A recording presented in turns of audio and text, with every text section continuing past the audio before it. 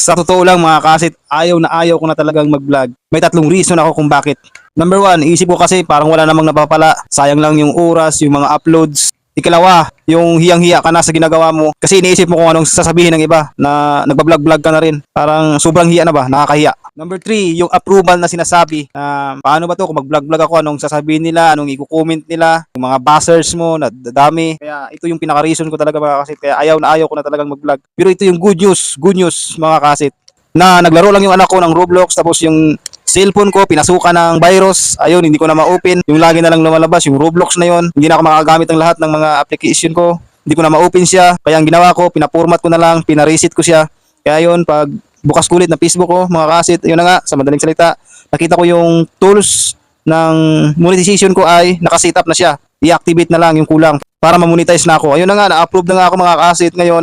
Finally, sa awa ng Diyos ay monetize na tayo mga kasit. Kaya ngayon ito, nagsisimula na naman tayo sa pag-vlog-vlog kahit nakakahiya. Kung ano mang sasabihin ninyo, wala na akong pakialam. At malay mo, di ba? Hindi natin masabi.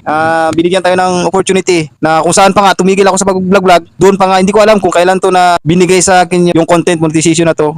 Hindi ko alam, basta pagbukas ko ulit ng Facebook ko ay nakaset up na siya. Kaya yun lang mga kasit. Follow for more po. God bless. Yun lang.